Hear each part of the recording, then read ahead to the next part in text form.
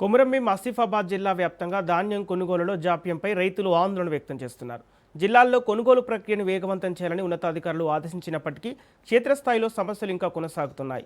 వర్షాలు పడుతుండటంతో ధాన్యం తడిసిపోతుందనే భయంతో కర్జీ, దహగం తదితర ప్రాంతాల్లోని రైతులు భయాందోళన చెందుతున్నారు. కొనుగోలు కేంద్రాల వద్ద గన్నీ సంచులు సకాలంలో అందకపోవడం, తేమ శాతాన్ని పరిశీలించడంలో అలసత్వం, టాల్పారిన్ల కొరత వంటి సమస్యలను రైతులు ఎదుర్కొంటున్నారు.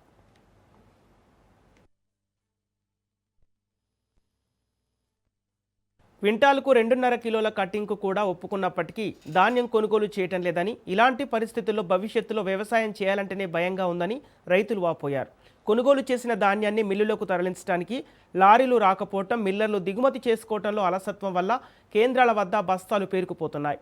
పాలకులు రైతే దేశానికి వెన్నెముక అంటూ రైతుల వెన్నివిరిచే పరిస్థితులు కనిపిస్తున్నాయని ఆగ్రహం వ్యక్తం చేస్తున్నారు.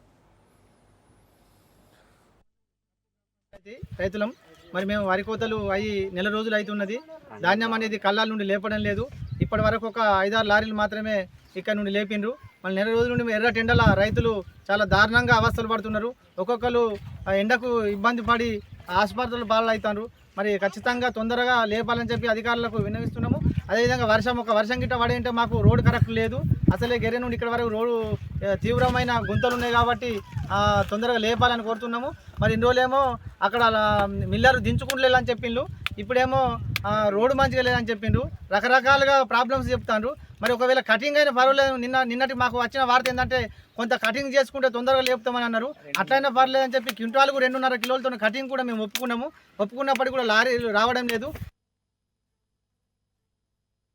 వడ్ల సెంటర్ దగ్గరికి జేసీ కలెక్టర్ గారు వచ్చి తొందరగా లారీలు పంపిస్తాం, మీ వారం రోజులలో మీ వడ్లు ఇక్కడికి వెళ్ళి మిల్లర్లకు తరలించే ప్రయత్నం చేస్తామని జేసీ గారే మాకు మాట ఇచ్చారు. కానీ ఇప్పటి వరకు జేసీ వచ్చిన కానీ ఒక 2 లారీలు మాత్రమే వచ్చినాయి.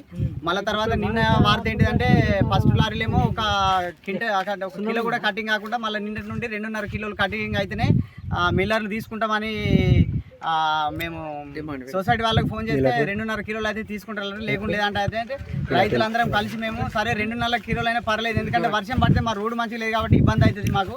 మళ్ళీ లారీలు లేకుంటే మేము ఒక 10 కిలోమీటర్ మళ్ళీ దీన్ని షిఫ్ట్ చేయాల్సి వస్తుంది అని మేము రైతులందరం కలిసి 2.5 కిలోలకు కూడా మేము కటింగ్ కూడా ఒప్పుకున్నది జరిగింది. అయినా కూడా ఈరోజు ఒక్క లారీ కూడా రాలేదు. మా పరిస్థితి దారుణం ఉంది, ఎందుకంటే వర్షం పడితే మా పరిస్థితి ఘోరం అవుతుంది.